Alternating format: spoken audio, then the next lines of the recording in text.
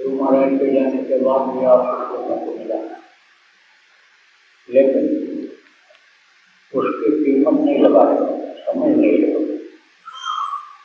और जहाँ सुख नहीं है वहाँ सुख खोजने में लगे हुए।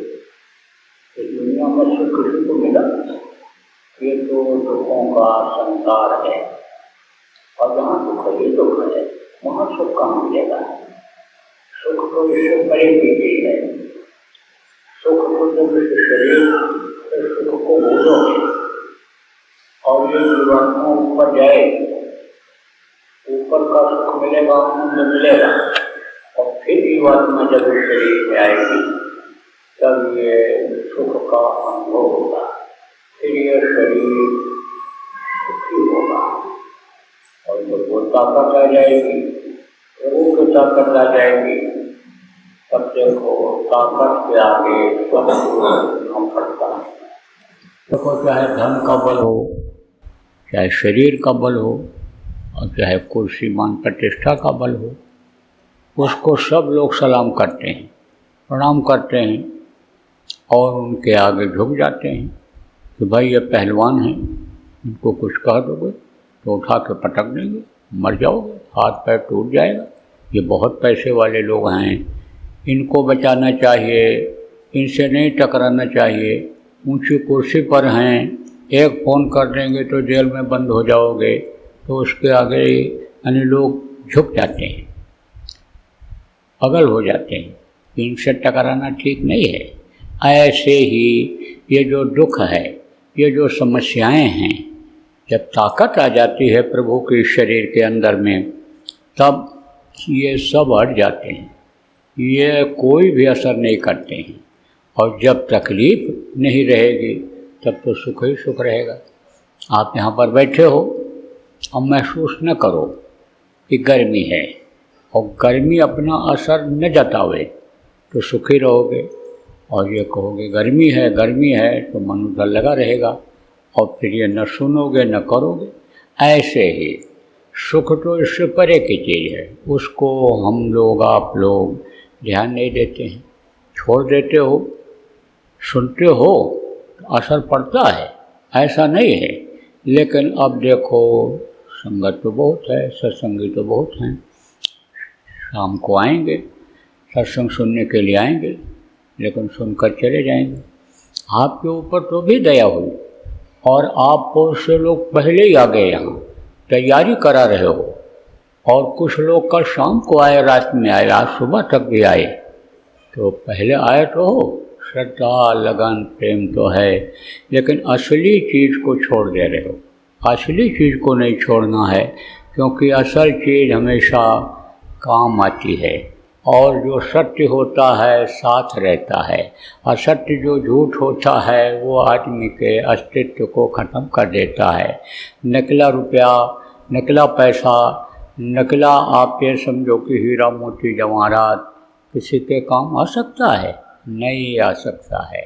तो ये जो संसार जिसमें आप घूमते रहते हो, मृगा तृष्णा की तरह से, जैसे मृगा के नाभि में खुशबू होता है और उस खुशबू के तलाश में वो इधर उधर भटकता रहता है और उसी में जान दे देता है, ऐसे ही आप इस नकल दुनिया में यानी असल को खोज रहे हो। तो यहाँ तो इन बाहरी आँखों से देखने वाली चीज़ों में, इस देखने वाली दुनिया में वो असल मिल ही नहीं सकता है।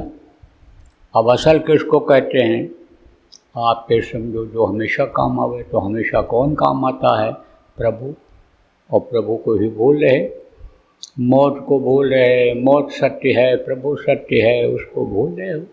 तो देखो प्रेमियों, लोग तो सुनते हैं, सत्संग सुनते हैं, किताबों में पढ़ते हैं, जो धार्मिक लोग हैं प्रवचन सुनते हैं, जो प्रवचन करने वाले हैं बताते भी हैं कि प्रभु है, भगवान है, यहीं पर है, घट घट में व्यापी है, सब कुछ है। लेकिन सुनने से नहीं होता है, जानने से होता है, देखने से होता है। तो देखेंगे कैसे, जानेंगे कैसे, उनको नहीं मालूम है। लेकिन आपको मालूम हो गया कि दिखाई पड़ेगी वो प्रभु, इसी मनुष्य मंदिर में दिखाई पड़ेंगे, घट घट में घट घट मेरा साइयाँ, मीराबाई ने कहा ना, घट घट मेरा साइयाँ सूनी सेज न कोय, और बलिहारी व घट को या घट प्रगट होए। यानी जिस घट में अंदर में दर्शन जिसका हो गया वो बलिहारी है, वो पूजनीय है, वो सराहनीय है कि जिसके घट में दर्शन प्रभु का उसको हो गया है। तो घट घट में व्यापी है, सर्वत्र व्यापी है, हर व्यापक सर्वत्र समाना, प्रेम से प्रकट हुए मैं जाना, कहा उन्होंने कि सर्वत्र वो व्याप्त है, लेकिन उससे प्रेम नहीं हो पा रहा है, उसको बराबर भूल जा रहे हैं। देखो जिससे भी किसी को प्रेम हो जाता है, चाहे बच्चा हो बच्ची हो, चाहे पति हो पत्नी हो, चाहे माँ हो चाहे बेटा हो, चाहे बाप हो चाहे बेटा हो, दोस्त हो, प्रेम हो जाता है जिससे, वो बोलता है उसको, कभी नहीं भूलता। लेकिन प्रेम अगर हो जाए उस प्रभु से तब तो वो अंग संग है।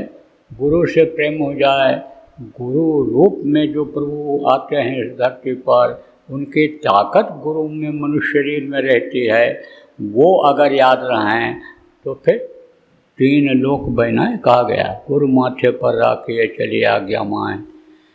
और कहा कबीरवा दास का 3 लोक बहनाएँ, उसके लिए ये मृत्यु लोक क्या, स्वर्ग और वैकुंठ में, अन्य पिंड यानी पिंड लोक में क्या, अंड और ब्रह्मांड में भी कोई दिक्कत नहीं है। तो इसलिए प्रेमियों इस चीज़ को समझो और एक निशाना बनाओ, एक साधे सब सधे, सब साधे सब जाए। क्या निशाना बनाना है कि इस शरीर के रहते रहते हम प्रभु को प्राप्त कर लें, प्रभु का दर्शन कर लें और प्रभु हमारी संभाल कर लें।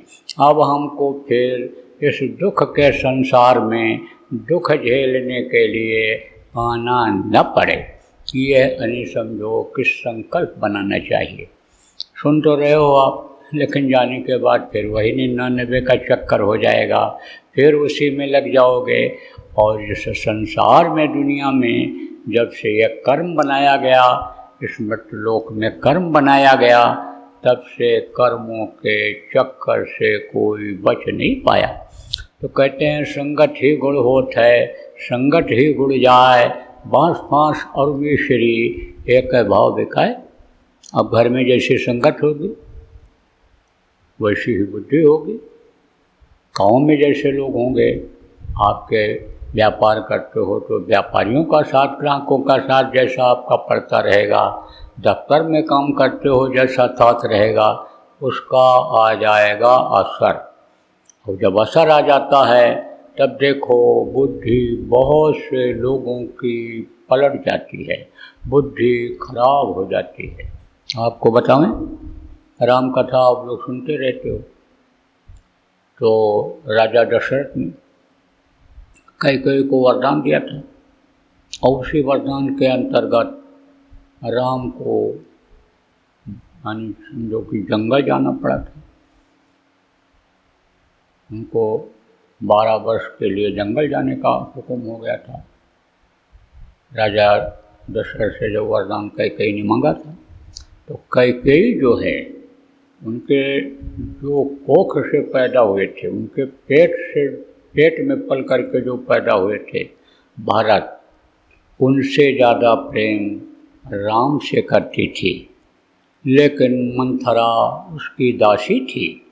मंथरा यानी बराबर 24 घंटा कैकेयी के साथ रहती थी, सेवा करती थी, और धीरे धीरे धीरे धीरे धीरे मन बदल दिया और राम से प्रेम को ख़त्म कर दिया। और इस तरह का अहंकार उसके अंदर आ गया, इस तरह का भाव आ गया कि सगा जो होता है, अपना जो होता है वो अपना होता है, खून का बहुत बड़ा रिश्ता होता है। भरत तुम्हारे खून के हैं, वो राजा बन जाएंगे और तुम राजमाता बन जाओगी। इस तरह से उनके अंदर समझो कि भाव बढ़ गया, साथ का असर होता है। तो यहाँ से जाने के बाद वही साथ मिलेगा। आप अगर सत्संग में सुन करके जाओगे, समझ करके जाओगे कि दुष्ट संग जन दे विधाता, हे प्रभु मांगा गया, हे प्रभु दुष्टों का संग हमको मत देना, यही मांगा ये। क्योंकि साथ का असर होता है, जैसा बताया, मिश्री के अंदर रस्सी पड़ी रहती है, बांस के टुकड़े पड़े रहते हैं, मिश्री के भाव बिकते हैं, मिश्री के भाव। ऐसे साथ का असर होता है, इसीलिए साथ का असर आ जाता है। अब ऐसे साथी बना लिए जाएं कि जिनके विचार एक हों, जिनकी भावना एक हो, कि शाकाहारी भोजन जो आप खाते हो लोग खाएं, नशे से मुक्त रहें, और ये जो अन्य गलत काम है उससे दूर रहें, सुमिरन करें, ध्यान करें, भजन करें। ऐसे साथी अगर मिल जाएं तो उसी तरह की बुद्धि होगी और उसी तरह का आपका ये शरीर मन हो जाएगा। कोई साधक बैठा हुआ है साधना करने के लिए और आप उसके साथ लेटे हुए हो या बैठे हुए हो, तो जब कहेगा बैठो भाई 1 घंटा, तो जल्दी उठ नहीं पाओगे। लेकिन अगर अकेले बैठोगे, नींद आ जाएगी, तो कोई पूछने वाला तो नहीं है कि तुम लेट क्यों गए। 24 घंटा का साथ रहता है, किसका? पत्नी का, पति का। थोड़े समय के लिए भले अलग हो जाए, लेकिन समझो कि आस लगी रहती है, आस लगी रहती है अगर, तो समझो तो भी जुड़ा रहता है आदमी, याद भी करता है तो भी जुड़ा रहता है। तो इनका साथ होता है, पति पत्नी का साथ होता है। लेकिन कुछ लोग आपस में ऐसे भी हो कि जिनकी पत्नी भी नामदानी हैं, जिनके बच्चे हो, तुम्हारे पति भी नामदानी हैं, लेकिन एक दूसरे से पूछते हो कि तुमने ध्यान भजन किया नहीं किया, उठ चल करते हैं। अरे कम से कम यानी समझो एक दूसरे को जैसे पूछते हो खाए कि नहीं खाए। अरे सो जाता है तो जगा के खिलाते हो। अरे बच्चों तुम उनको यानी समझो बगैर खिलाए पिलाए खुद नहीं खाती हो, तो ध्यान भजन में भी आप लोगों को एक दूसरे का साथ देना चाहिए। और देखो समझाते समझाते अन्य लोगों के समझ में आ जाता है। कहा गया तिसे रगड़ करे जो कोई, अनल प्रगट चंदन ते हुई। यानी समझो कि जो रगड़ करता रहता है, रगड़ता रहता है, तो चंदन जो होता है शीतल होता है, ठंडा होता है, लेकिन रगड़ते रगड़ते वो भी गर्म हो जाता है। और ज़्यादा रगड़ते रहो तो उसमें भी आग निकल आती है। ऐसे समझाते समझाते, कहते कहते आदमी बदल जाता है। लेकिन चाहे आप पुरुष हो या स्त्री हो, यानी आप औरत हो, लेकिन एक दूसरे पर नामदान लेने के लिए, प्रचार प्रसार के लिए, ध्यान भजन के लिए जोर नहीं देते हो। अगर जोर देने लग जाओ और समझाने लग जाओ तो एक विचार हो जाएगा, भावना एक हो जाएगी। और जैसे आपका पति पत्नी का यानी भावना हो जाएगी, उसी तरह से बच्चों की भी हो जाएगी।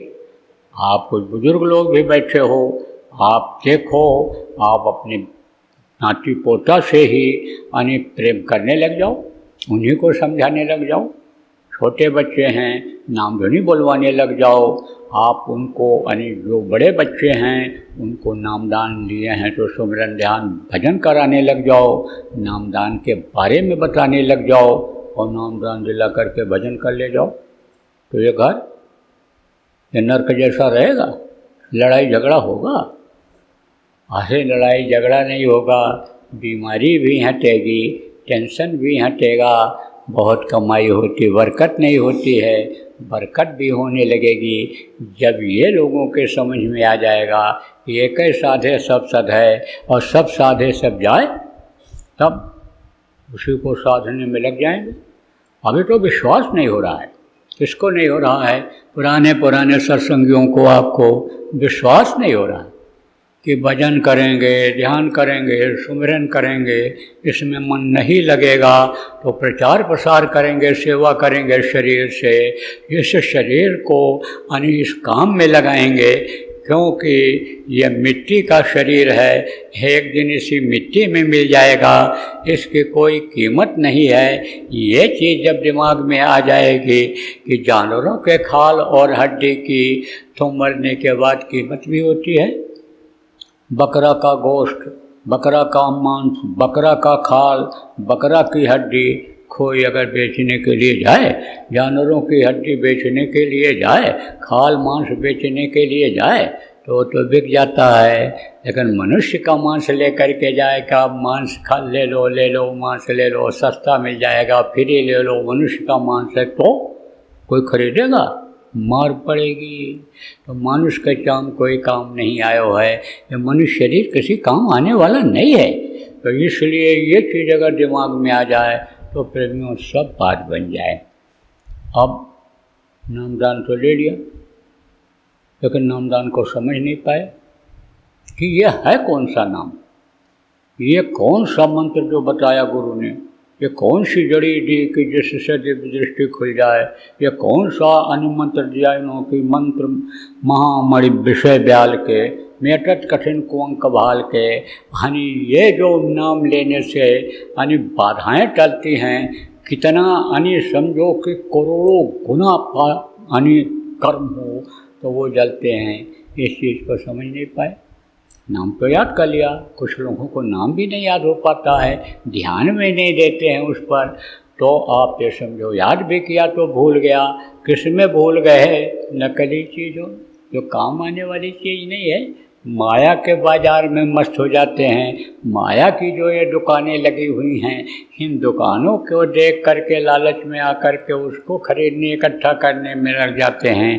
तो कुछ लोग तो ध्यान नहीं देते, और कुछ लोग नाम को जान करके और समझो कि करते नहीं, नाम की कमाई नहीं करते हैं, और करते भी हैं, फ़ायदा नहीं होता है। जब फ़ायदा नहीं होता तो छोड़ देते हैं। तो कारण क्या है? कारण यही है कि ठीक से नहीं हो पाता है, समय से नहीं हो पाता है। समय से अगर किया जाए तो काम बन जाए। समय की ही कीमत होती है, समय किसी का इंतज़ार नहीं करता। जीवन का देखो एक एक क्षण ये निकला चला जा रहा है, जैसे एक एक मिनट समय खिसकता है, ऐसे जीवन के यानी श्वास खत्म हो रहे हैं। तो जब श्वास खत्म हो जाएंगे तो ये सारी चीज़ें किस काम आएंगी? कहने का मतलब यह है कि इस समय पर जो ये सबसे सरल साधना गुरु महाराज ने बता दिया, आपको बताया गया, इसको करने की आवश्यकता है। ये संत मत की साधना है। संत किसको कहते हैं? जिसको आदि और अंत दोनों की जानकारी होती है। कहाँ से शुरुआत हुई सृष्टि की, कहाँ से जीव उतारे गए, कैसे ये अंडपिंड ब्रह्मांड बना, सतलोक अलख अगम लोक ये कैसे बना, इसकी जानकारी जिनको होती है। और अंत कहाँ होता है? जिस मृत्युलोक में शरीर का अंत होता है, जीवात्मा निकलती है। आप ये समझो, इस जीवात्मा का नीचे उतरना कहाँ से नहीं होता है। इन सारी चीज़ों की जानकारी जिनको होती है उन्हीं को संत कहते हैं। उनके जो विचार होते हैं, उनका जो उपदेश होता है, वही उनका संत मत होता है, वही संतों का मत होता है। जो अपनी बात को लोगों को बताते हैं, समझाते हैं, भाई ऐसा नहीं है, इस तरह का है, वही उनका मत होता है। संतों का एक मत होता है।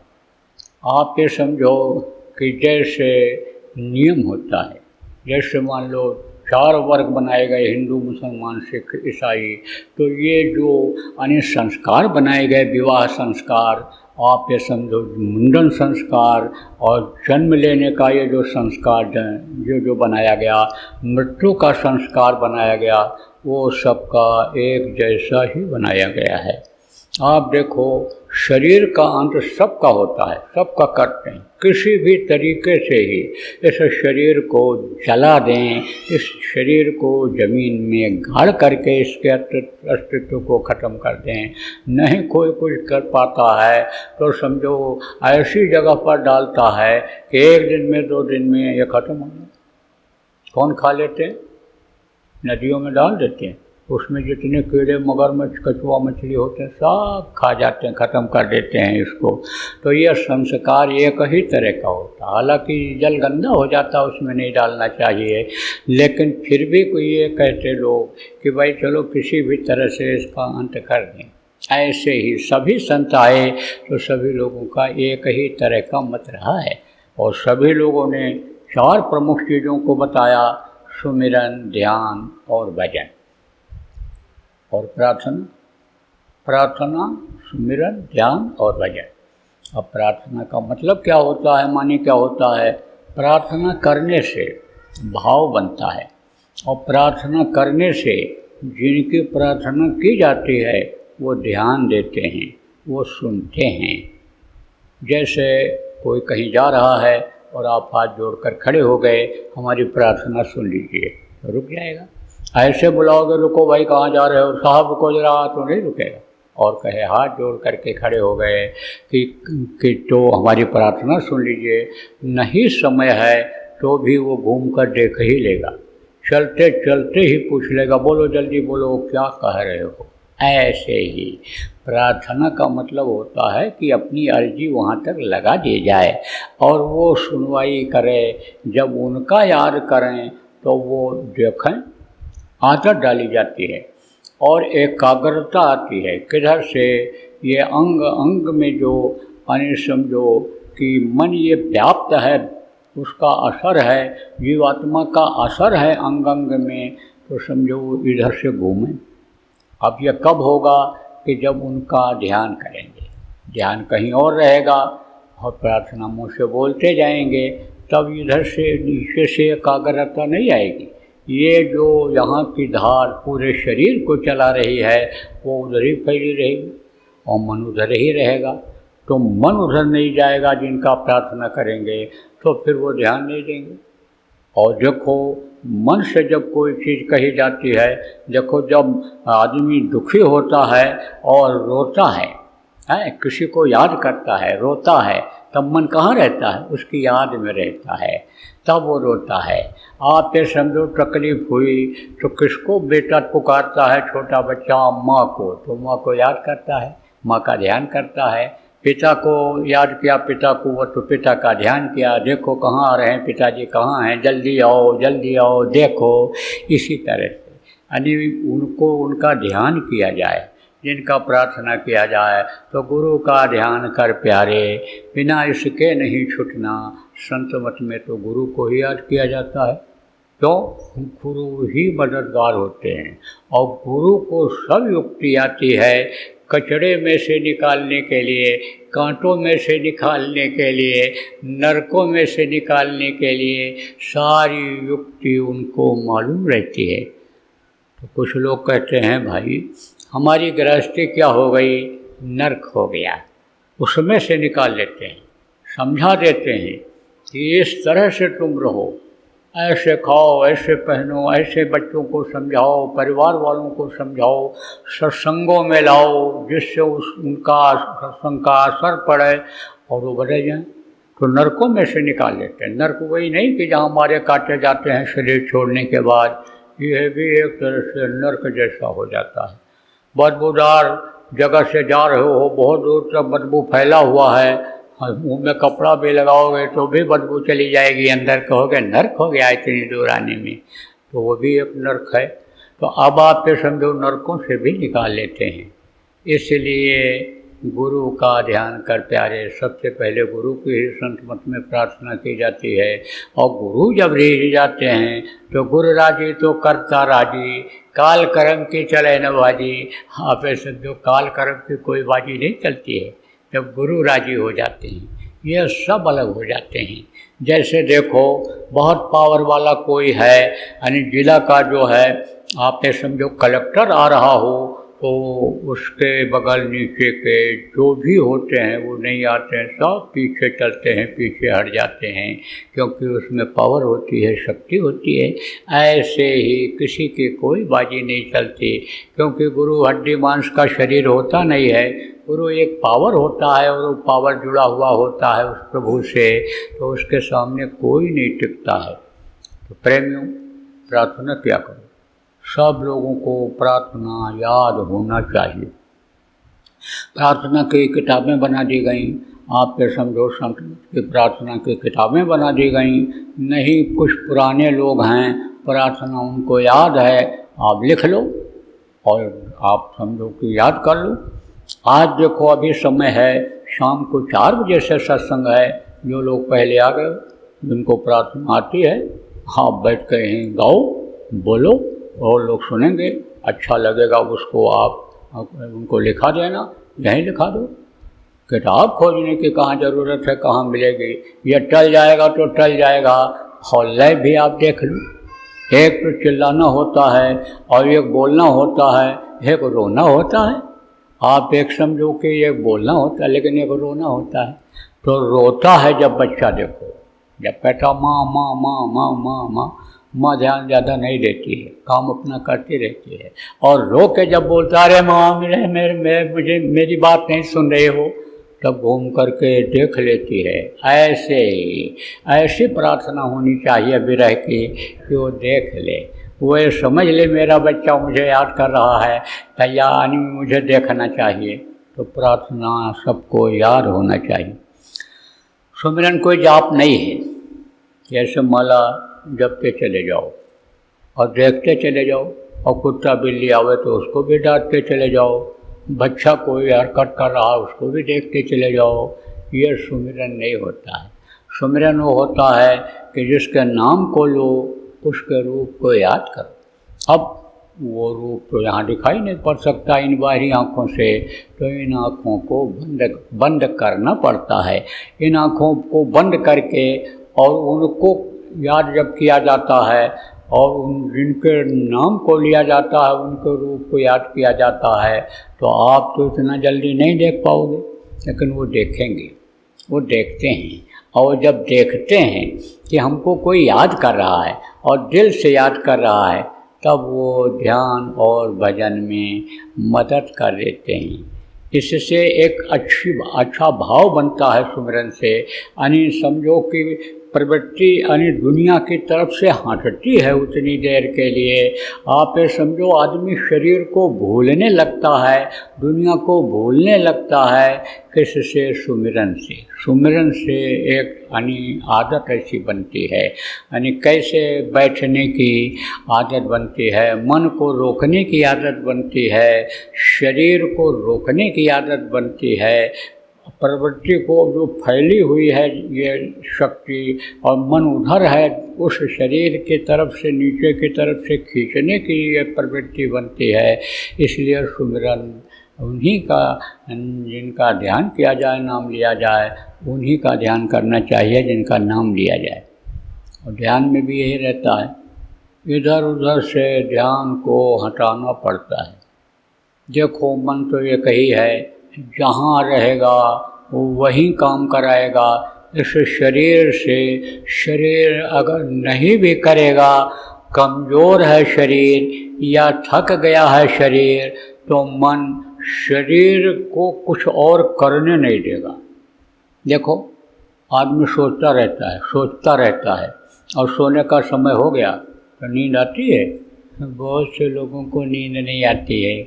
किसको? जिसको चिंता रहती है, जिसको फिक्र रहती है, सोचता रहता है। जिसको फिक्र होती है सोचता रहता है, ये तकलीफ़ कैसे जाएगी, हम इसको कैसे दूर कर पाएंगे, इसका उपाय क्या है, किससे मिलना चाहिए, कहाँ जाना चाहिए।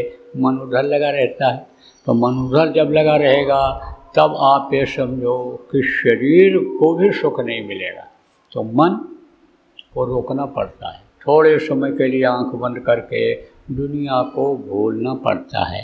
कहते हैं ना कि शरीर के रहते रहते मर जाओ। मरना का मतलब क्या होता है? शरीर के अंग काम न करें, न देखे आदमी, न बोले और न उठे बैठे, न हिलावे डुलावे, तो आदमी कहेगा ना कि अरे मर गए, ख़त्म हो गए। ऐसे मरना पड़ता है। दिन में मरो, रात में मरो, मरने की प्रैक्टिस करो। आप ये समझो पहले तो यही है कि शरीर को भूल जाओ कि हमारा यह है ही नहीं। उस समय तो मौत को याद कर लो, पता नहीं कब आ जाए, और ये अनमोल क्षण हमको मिला है, अनमोल समय हमको मिला है, तो हम इसको जाने न दें।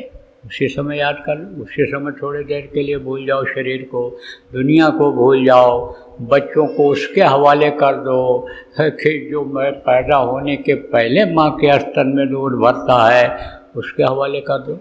पत्नी को, पति को, बच्चे को, माँ बाप को, सास ससुर को उसके हवाले कर दो। उस पर विश्वास कर लो कि हर आदमी का प्रारब्ध उसके साथ जुड़ा हुआ है, भाग्य उसके साथ जुड़ा हुआ है।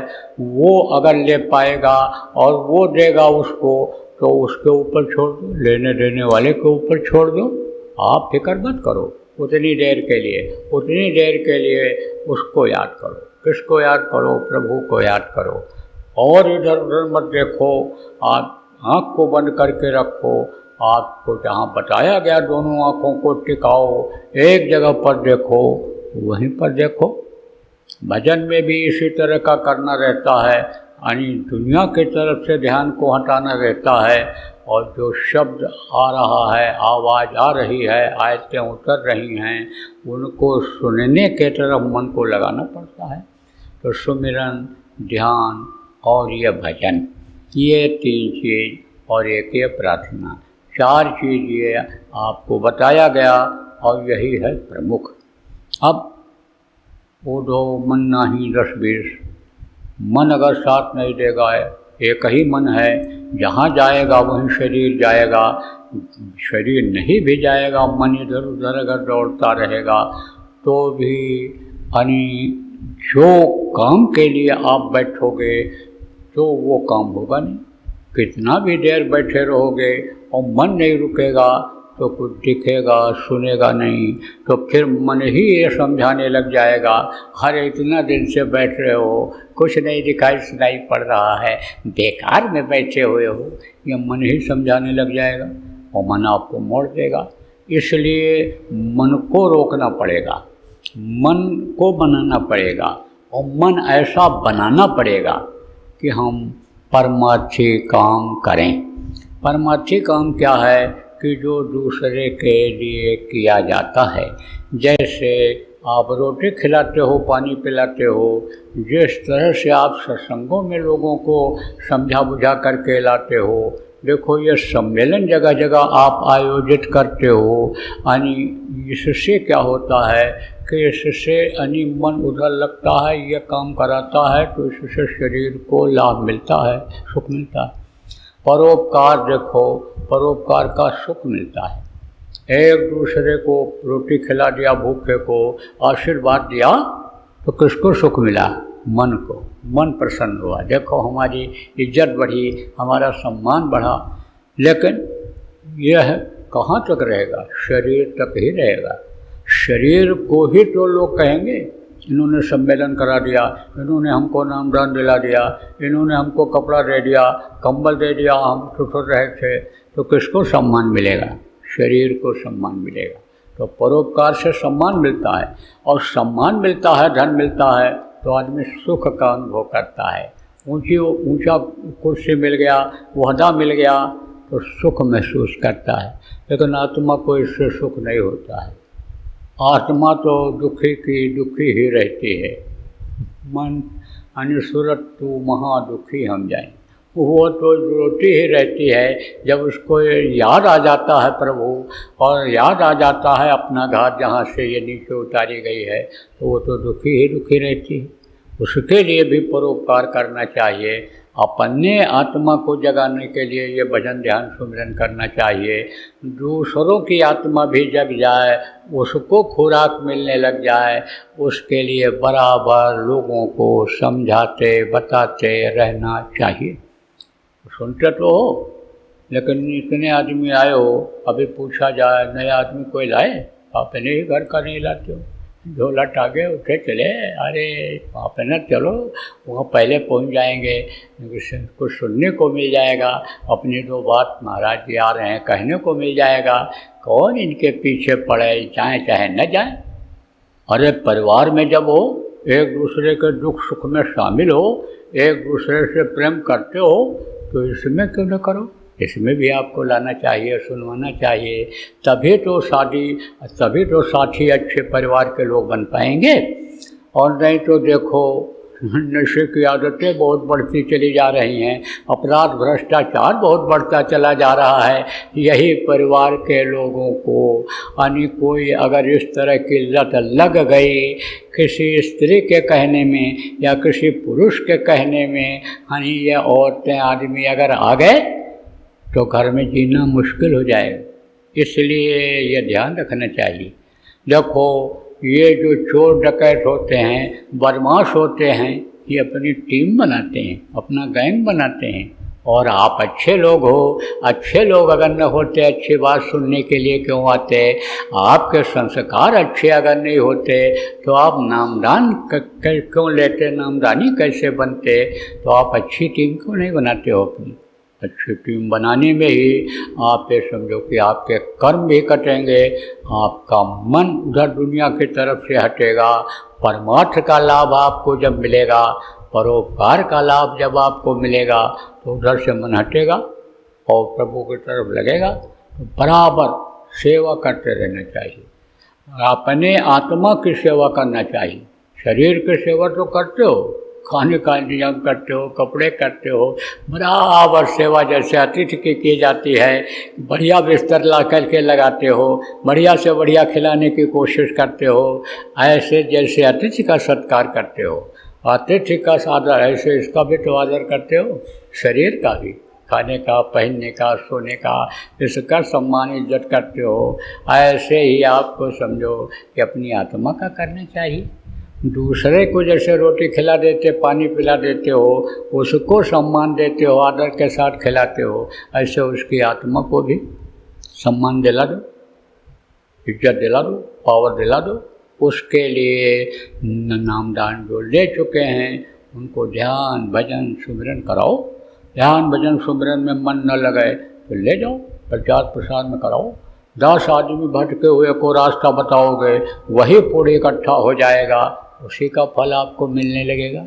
धन में, पुत्र में, परिवार में भी बढ़ोतरी आशीर्वाद से ही तो होती है। कहते हैं आशीर्वाद दीजिए, हमारे घर में कोई दिक्कत न हो, परेशानी न हो, बीमारी निकाल जाए, लड़ाई झगड़ा ख़त्म हो जाए, लड़के बच्चे अच्छे ओहदे पर चले जाएं, आशीर्वाद ही तो मांगते हो।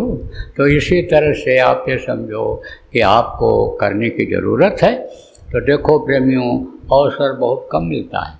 क्या ऐसा अवसर कि जब कुछ करने का मौका आता है, तो मौका है करने का, आज भी करने का मौका है और आगे भी बढ़ने का मौका है।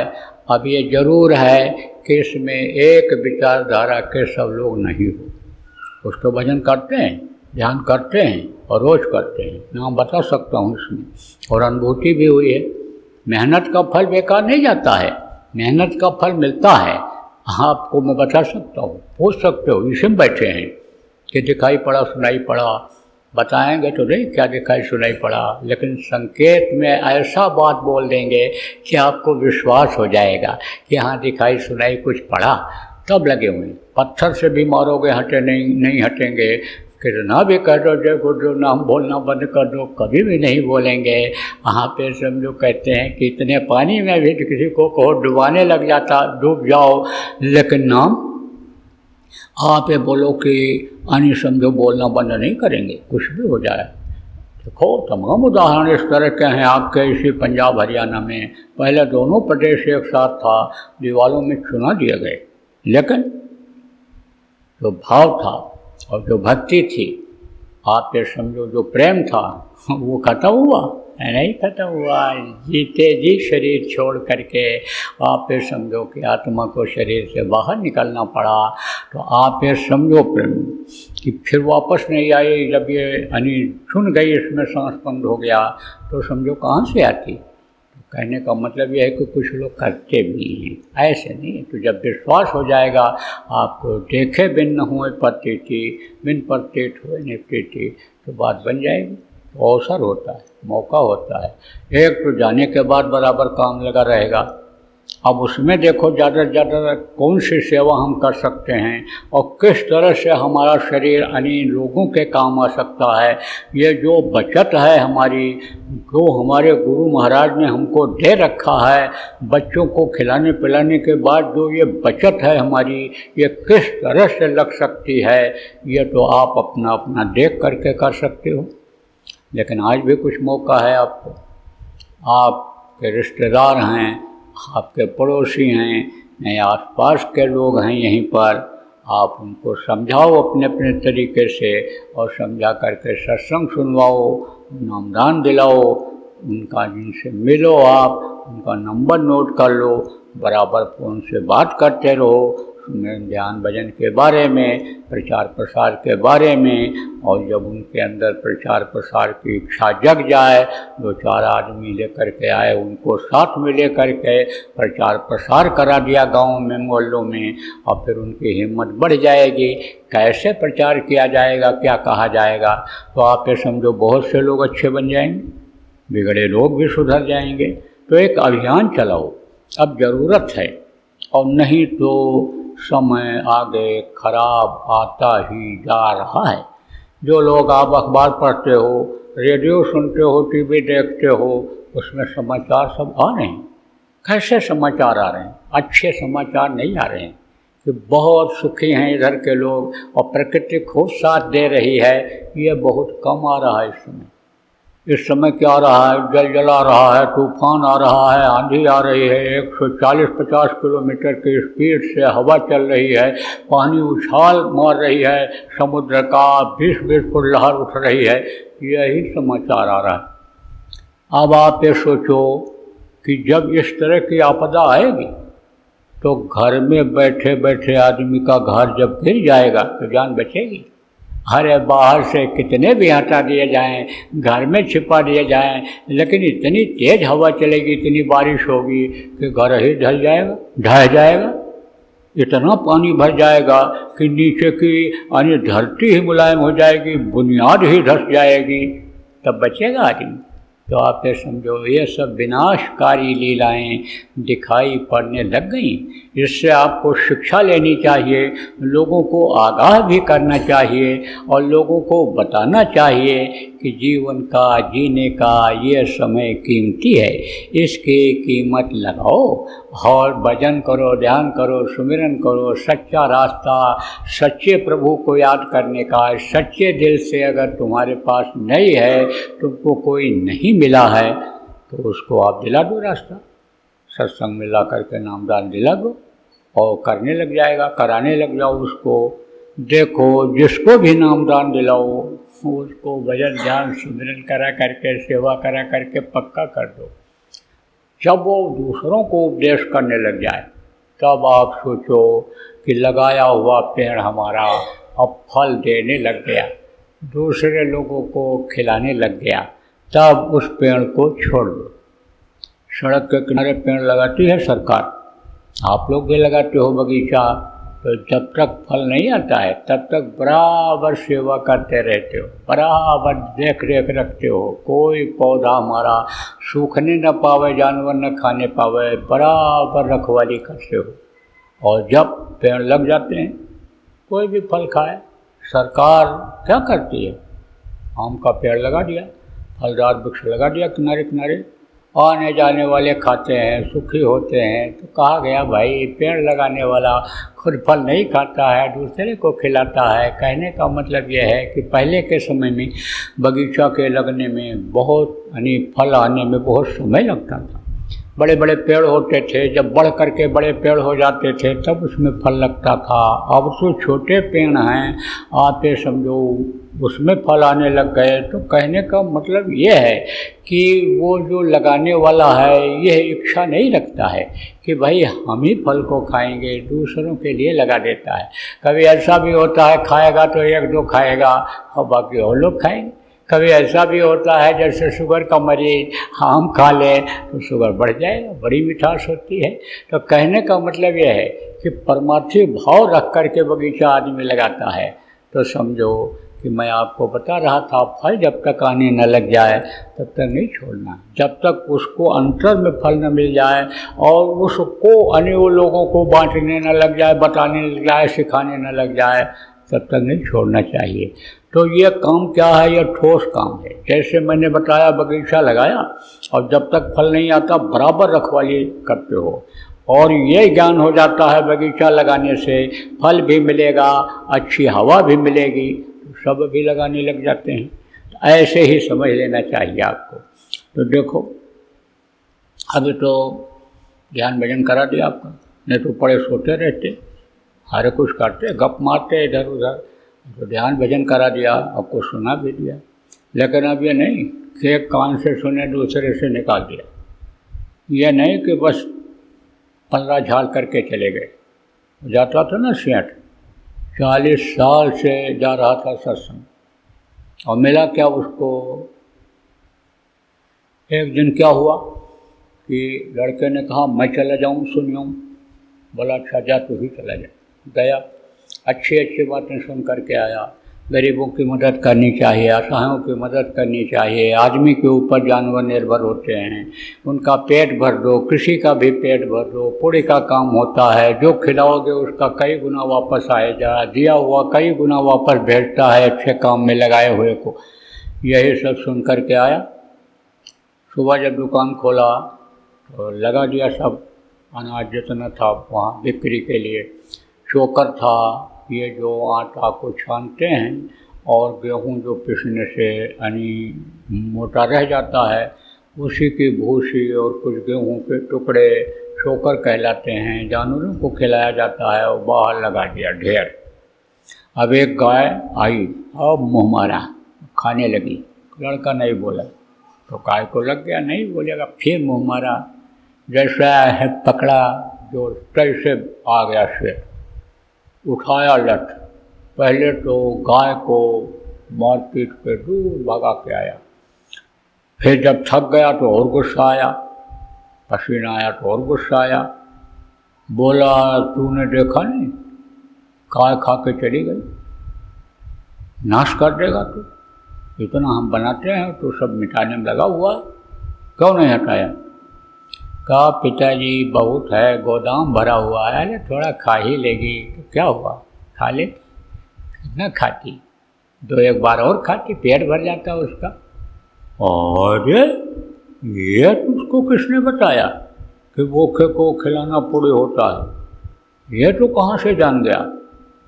पिताजी कल गए थे तो वहाँ सत्संग में सुन करके आए थे, नाश करके वहाँ की बात यहाँ तक ले आया।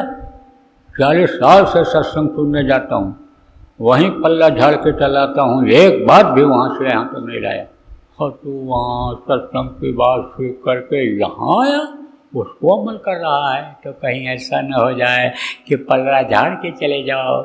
इन बातों को सुनो दोनों, और कुछ आप इसमें ऐसे भी हो गए कि सुमिरन करना ठीक से नहीं आता होगा, ध्यान ठीक से लगाना नहीं आता होगा, भजन करना नहीं आता होगा, तो इसको सीखो। इसी में जो करते हैं आपको बताएंगे, और जो करते हो और वो आप ज्ञान को बांटो, या आप लोगों को सुनाओ, बताओ भाई तुम कैसे करते हो, नामदान लिया नहीं लिया। जो नहीं लिए हैं आज मिल जाएगा 4 बजे, उनको तो कुछ नहीं बताना है आपको, उनको तो यही उनके अंदर भाव प्रेम भरना है कि भाई ये चीज़ अगर तुम करने लग जाओगे तो एक के साथ है सब सद, एक को साथ लोगे सब सद जाएगा। उनको तो विश्वास दिलाना है आपको, लेकिन जो नहीं कर पाते उनको सिखाओ। प्रचार कैसे करोगे शाकाहारी का, किस तरह से नशा मुक्त करोगे लोगों को, ये विस्तार में आपको शाम के सत्संग में जो 4 बजे से होगा उसमें बताया जाएगा। उनको बताओ नए लोगों को कि सुनते रहना किस तरह से समझाते हैं, उसी तरह से तुमको समझाना रहेगा। तो ये सब तैयारी अभी आप लोग पूरी करो। और शाम को जो यानी आपका सम्मान समारोह होना है, उसमें आप देख लो कैसे क्या व्यवस्था है, कैसे कौन लोग बुलाए गए हैं। आप लोग उन लोगों से, जिम्मेदारों से पूछ लो कि किस तरह के लोगों को उनको बुलाना है। आपके समझ के कोई हों, प्रतिष्ठित लोग हों, आप जो यहाँ इंतज़ाम कर रहे हैं उन लोगों से पूछ करके, और अगर वो कहते हैं तो आप उनको बुला सकते हो, फ़ोन के द्वारा बुला सकते हो, या जैसे भी हो आदमी हो, आपके घर के हों, वहाँ रह गए हों सत्संगी, उनके द्वारा भी बुला सकते हो। तो आप देखो कि प्रतिष्ठित लोग जो होते हैं वो ऐसे कार्यक्रमों में कम आते हैं, लेकिन सम्मान के साथ उनको बुलाओगे कि आपका सम्मान होगा, सम्मान के साथ आप भोज करेंगे, तो इसमें लोग आ जाते हैं। सम्मान के तो सम्मान की पाने की इच्छा लोगों की होती ही है, और सम्मान पाने से मनोबल ऊंचा होता है, आगे बढ़ता है जिसके लिए सम्मान मिलता है। अच्छा काम करता है उसी को सम्मान दिया जाता है, अच्छा काम किया, प्रतिष्ठित स्थान मिला, ऊंचा स्थान मिला, इसीलिए उसको सम्मान मिलता है। तो अपने दायित्व को, अपनी जिम्मेदारी को और बढ़िया तरीके से निभाता है और उसको और आगे बढ़ाने की कोशिश करता है, और जो सम्मान उसको मिलता है उससे बड़ा से बड़ा सम्मान की इच्छा रखने लगता है, तो उसी तरह से काम करता है, तो उसका भी काम बनता है, उसका भी नाम होता है और दूसरों का भी काम उससे बनता है। इसलिए सम्मान समारोह में लोगों को बुलाया जाता है और सम्मान समारोह में लोग आते भी हैं। तो जो गुरु महाराज के 11वें वार्षिक भंडारे के उपलक्ष्य में ये सम्मान समारोह हो रहा है, आप प्रेमियों भोज दे रहे हो, ऐसे बुलाओ हमारे यहाँ भोज है, भंडारा है, खाने के लिए आ जाओ, लोग नहीं आएंगे। लेकिन सम्मान के साथ उनको बुलाओगे तो कहते हैं मान रखना पड़ता है, इज्जत करनी पड़ती है। जब कोई हाथ जोड़ करके बुलाता है, पैर छू करके किसी को बुला लेता है, तो नहीं भी अगर जाने को हो तो कहता है भाई इतना बोला के गए, पैर छू लिया, हाथ जोड़ करके गए, दाढ़ी में हाथ लगा दिया, चलो अब नहीं भी चल पाते हैं लेकिन चलेंगे ज़रूर। जब पैर पकड़ लिया फूफा जी शादी में ज़रूर आना, तो शायद चल फिर न पावे लेकिन जाता है, बैठा ही रहता है, कुछ न कर पावे बैठा ही रहता है, चला जाता है। ऐसे ही सम्मान के साथ बुलाओगे लोग आ जाएंगे और जो लेना देना है आपका उनका अदा हो जाए। आपको सत्संगों में बताया गया भाई अच्छा कर्म किया उन्होंने, अच्छा वादा मिला, ऊंचा स्थान मिला, प्रतिष्ठित स्थान मिला, तो लेना देना अदा कर लो। कभी किसी जन्म का हो, हाथ 2 रोटी खिला दो, 1 गिलास पानी पिला दो, तो लेना देना अदा हो जाएगा। ये आप तो समझते नहीं, संत मत को समझना चाहिए। कैसे कैसे महात्मा आए और कैसे कैसे लोगों को समझाए और कैसे कैसे काम करके और लेना देना अदा करा दिया। क्योंकि लेना देना रह जाता है तो अदा करने के लिए 84 में आना पड़ता है। आशा बनी रहती है तो जिन आशा तिन बाशा पाया, लौट लौट 84 आया। इस चीज़ को समझने की ज़रूरत है। संत मत को समझ जाओगे, सारा मत समझ में आ जाएगा, संत मत के अनुसार चलने लग जाओगे, संतों के बताए रास्ते पर चलने लग जाओगे, सदीन और दुनिया दोनों बन जाएगी। बोलो जय गुरुदेव।